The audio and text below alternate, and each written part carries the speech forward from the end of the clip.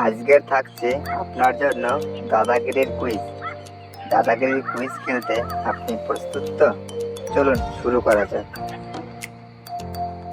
বলুন তো, এমন কোন জিনিস আছে যেটা গরমকাল হোক বা শীতকাল সবসময় ঠান্ডাই থাকে? পারলে উত্তরটা কমেন্ট বক্সে জানাবেন।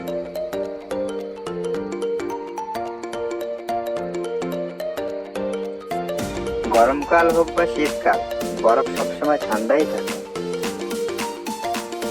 ভিডিওটি ভালো লাগলে অবশ্যই একটা লাইক করবেন।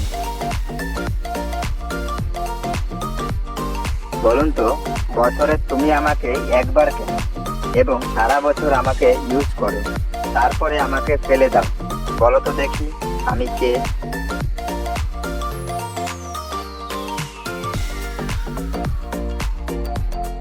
বছরে আমরা একবার ক্যালেন্ডার কিনি, সেটাকেই সারা বছর ইউজ করি, তারপর বছর শেষ হয়ে গেলে ফেলে দিই।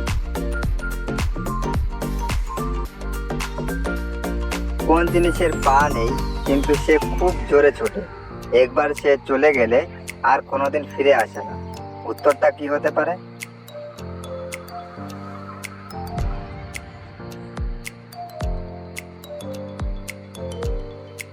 উত্তর হবে সময়।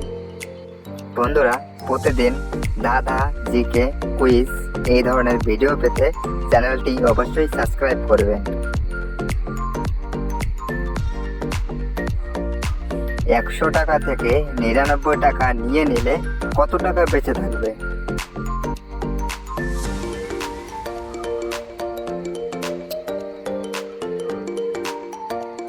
আপনার কাছে বেঁচে থাকবে 10 টাকা, কারণ নীরা হলো এখানে একজন মেয়ের নাম।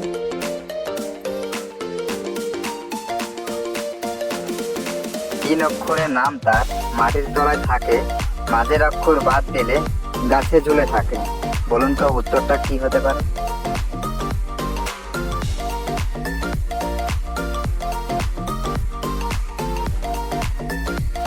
কয়লা মাটির নিচে থাকে, কয়লার মাঝের অক্ষর বাদ দিলে হয় কলা, আর কলা গাছে ঝুলে থাকে। বাটির মধ্যে বাটি, তার মধ্যে আটি, যে না বলতে পারবে তাকে চিমটি কাটি। বলুন তো উত্তরটা কি হতে পারে?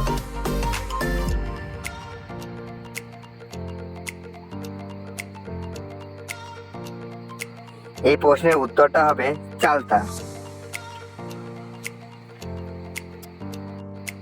গাছ নেই শুধু পাতা, মুখ নেই বলে কত কথা, জীবন সঙ্গী করে নাও যদি পাও তার দেখা।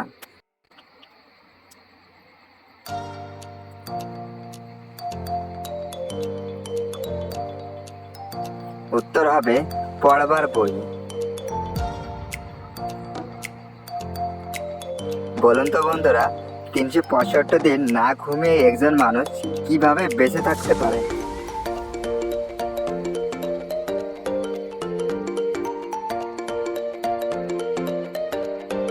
সেই মানুষটি দিনে ঘুমায়নি, কিন্তু রাতে তো ঘুমিয়েছে।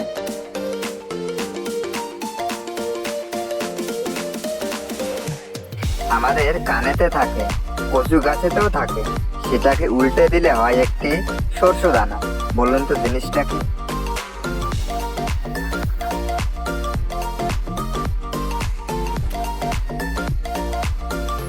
কানের যে অংশটিতে মেয়েরা কানের পরে, সেই অংশটাকে বলে কানের লতি। আর কচুরও লতি হয়, আর লতিকে উল্টে দিলে হয় তিল, যা হয় একটি শস্য দানা। 2 অক্ষরের নাম তার, বহু লোকে খায়, শেষের অক্ষর বাদ দিলে হেঁটে চলে যায়।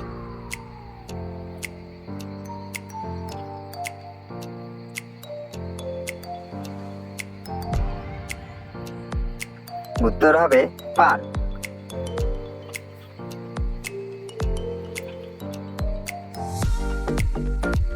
কোথায় বসলে সামনে এবং পিছনে যাওয়া যায়, উপর এবং নিচে যাওয়া যায়, কিন্তু এগিয়ে যাওয়া যায় না?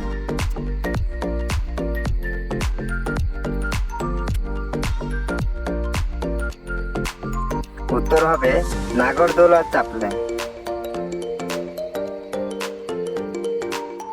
ছোটবেলায় কালো থাকে, যৌবনে সে লাল, সাদা হয় বুড়ো বয়সে, এমনি তার হাল। বলুন তো বন্ধুরা, উত্তরটা কি হতে পারে?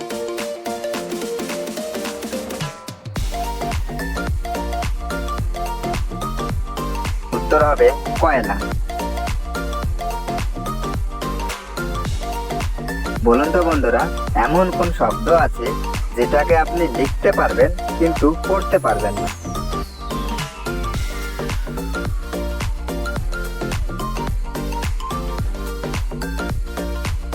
আপনি যে ভাষা জানেন না সেই ভাষায় দেখে দেখে যে কোনো শব্দ লিখতে পারবেন, কিন্তু যেটা লিখলেন সেটা পড়তে পারবেন না।